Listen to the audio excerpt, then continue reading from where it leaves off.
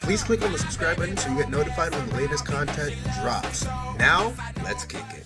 All right, guys. So let's dive into our pro wrestling segment of the day. And let's start off with WWE Night of Champions. My thoughts on it. We're not going to go all through all the matches, but we're going to start off with some of the big ones that stood out to me. First match of the night was Cody Rhodes versus Randy Orton.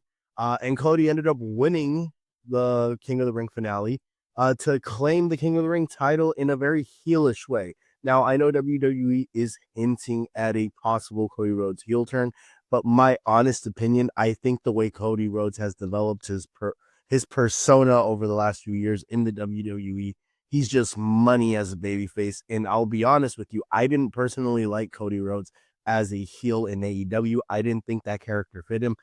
Even though his personality or his character in WWE has been a babyface, and it can be corny at times, I feel like it fits him perfectly, and he should have a lengthy run like John Cena did as a babyface, even though he did get booed at points for Cody Rhodes. So Cody Rhodes, the American Nightmare, should in my opinion, remain a babyface for the long haul. And I think Randy should actually become a heel again. I think Randy does his best work as a heel. I'd love to see heel Randy Orton make a return and win a world title because it's been a while. Like he's always put at this point in his career, he's always put in matches where he puts over the other guy. But he doesn't necessarily put himself over. He makes it to the final. He's always like the number one contender, but he can't like seem to muster get the title anymore.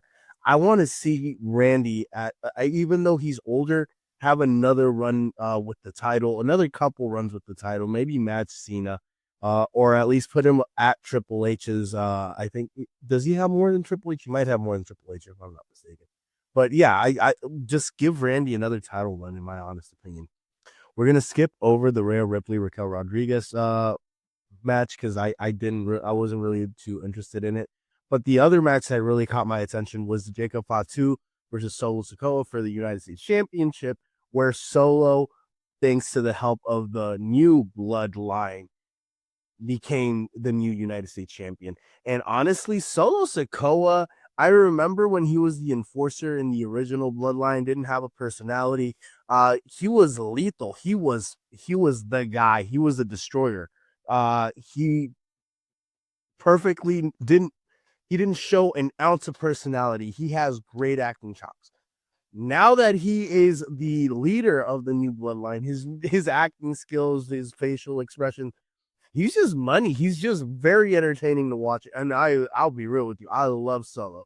Now, I am not a fan of the new bloodline. I'm a fan of Solo Sikoa and what the athleticism that he's displayed, the character development that he's shown, how he's no longer the enforcer, but now he's kind of like that full-fledged heel where he takes the advantage wherever he can get it. And also how the original bloodline, I feel like, worked because it was legitimate like family members. This, I kind of feel like they're just grasping at straws and putting everybody into a stable and trying to make it work for Solo. But I think Solo's money on his own. They just brought in Hiquelo, whose new ring name is Tala Tonga. Tonga Loa showed up, and Jeff Cobb, JC Mateo. I think they should just call him fucking Jeff Cobb. JC Mateo, a part of this stable. Just, I don't know. I don't like it, but Solo as a solo superstar is money in my personal opinion. I can't wait to see what he does with the U.S. title. I hope they put the world title on him eventually someday.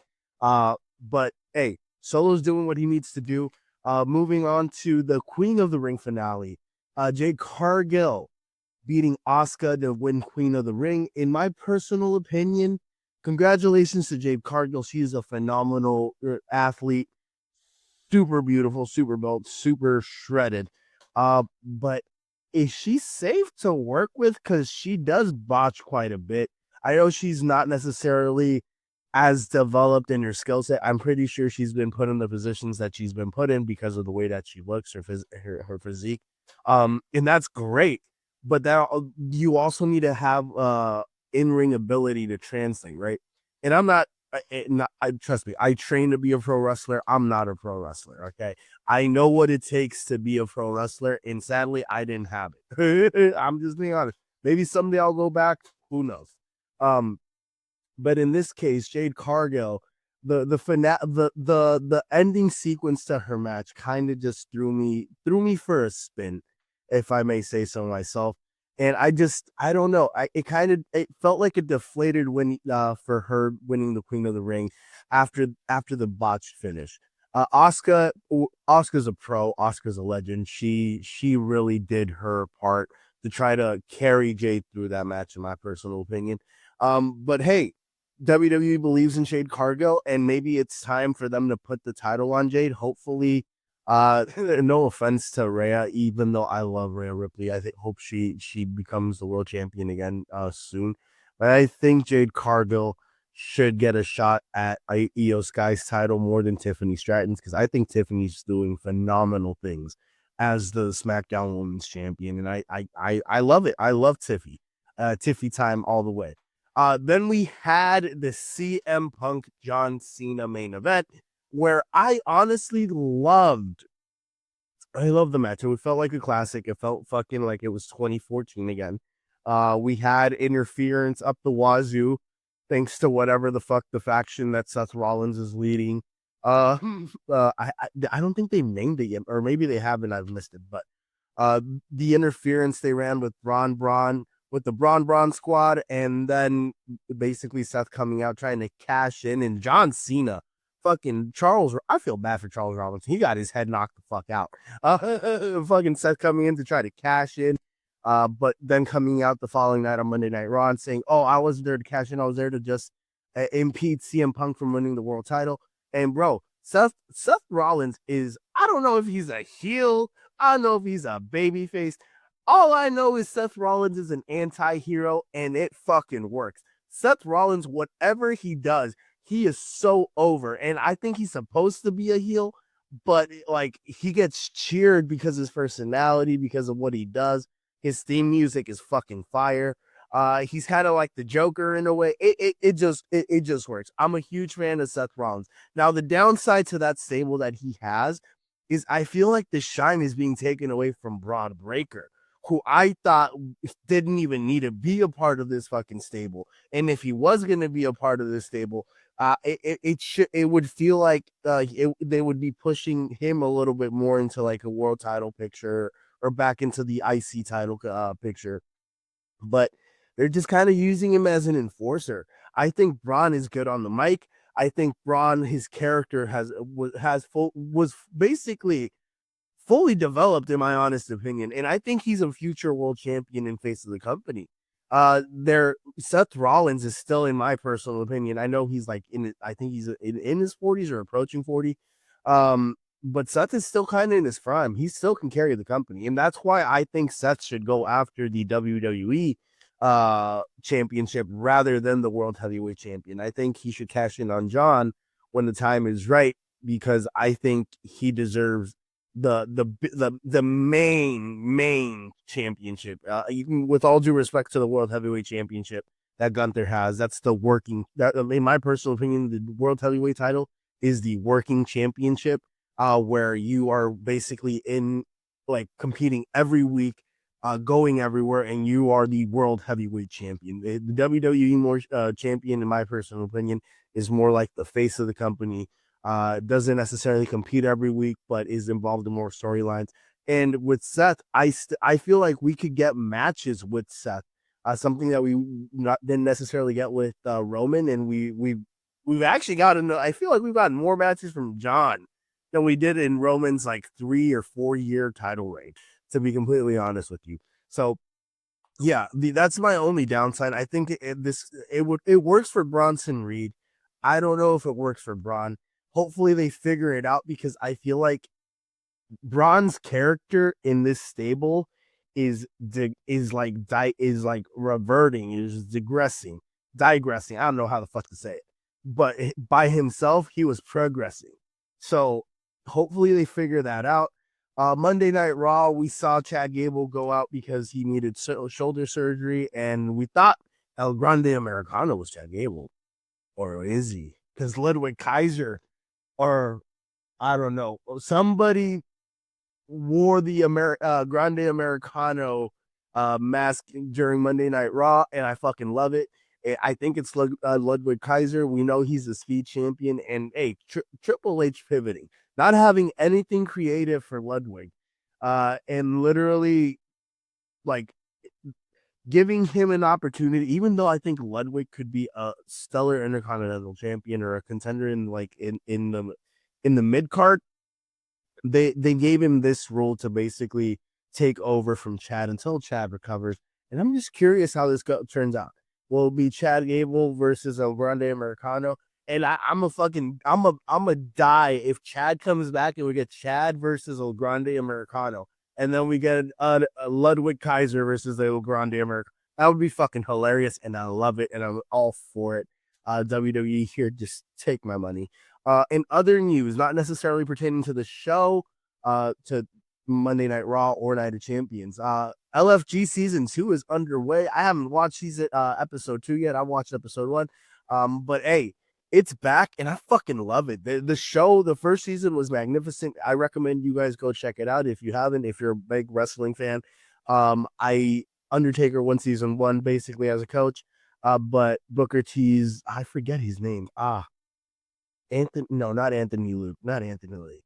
Jasper Troy on the men's side won from Booker T's team, got the NXT contract. He faced Obafemi on, I think, NXT, and then I forget the Olympian. I forgot her name, but she also made it through. She got her contract. I don't know if she's had her debut yet, but on LFG season 2, we saw Nikita Lyons come down. Hey, shout out to Nikita. I love it. Nikita Lyons came down and put somebody over, and I don't know, man. I don't know if WWE has any real plans with Nikita Lyons. I think she's a stellar athlete. She's done a lot to build her own brand outside of WWE. But I think injuries, because I think she's injured both of her ACLs, both of her knees. She's been out for a while. They just don't have anything really creative for her. She's a very robust, very vibrant girl, or woman. Sorry, not girl, woman. Who has, I think, a very bright future ahead of her. But I just don't know if it's going to work out in WWE. If they're asking her to put over LFG talent, right? They're asking her to put them over. It's not like they're putting her over. So I thought at one point she was a future women's world champion. Maybe she still is, but we'll see. AJ Styles also, in other news, extended his contract with WWE for one more year. I think concluding at some point in 2026. At this point, I think AJ is just going to do one-off 1-year deals every year until he decides it's time to retire. And to be honest with you, AJ right now looks fucking phenomenal. Get it? The phenomenal one, AJ Styles, looking phenomenal. No, AJ looks great. I think I wouldn't say he deserves another world title run, even though I thought it was a great time to be alive when AJ was the face of SmackDown, the house that AJ built, right? But AJ's a legend. AJ is undoubtedly a future Hall of Famer. Now, I would love to see AJ get sent to TNA and become the TNA World Heavyweight Champion just one last time, especially with the partnership deal that WWE now has with TNA. Fuck Trick Williams, no offense. AJ Styles should be the the World Heavyweight Champion for TNA with the history that he has, especially with now TNA using the original logo. It would just feel right. It would feel like a homecoming moment, especially because AJ built his career in TNA for the most part until obviously now he's been with WWE much longer. But hey, AJ Styles, TNA was the house AJ built. SmackDown was the house AJ built. I'm excited to see AJ around for at least one more year. That's about it. I think that's about it. WWE might sign a couple people here in the next few years. And then really briefly, like not WWE related, but shout out to AEW's Toni Storm for being the hottest thing, in my personal opinion, in wrestling. I'm not talking about her looks, even though she is gorgeous. She is timeless, as she would say. But her segments are just fucking timeless. They're perfect. They're super entertaining. That rivalry with Mercedes Moné. Now, it would be a travesty if Tony Storm loses to Mercedes Moné. Tony Storm is a homegrown AEW talent, or I think she was in WWE briefly. But what she's done for AEW, she's carrying that company. Those half-empty arenas literally pop all the time for Tony Storm. So that's it to wrap up this wrestling segment. And let's head over to the UFC. Guys, have you heard? Nelson, tell the people. Shady Mob Productions is an official affiliate of HBO Max. Click on the link in the description and sign up so you can watch hit series like Hard Knocks, Game of Thrones, and House of Dragons. Also, don't forget to hit the subscribe button so you can be notified when the latest content drops. Guys, join me, Alex the Man Angelov, and check out A&A Radio, where we're going to be talking about the latest and greatest financial news, investments, banking, and personal finance. Check out the channel and don't forget to hit the subscribe button so you can be notified when the latest content drops.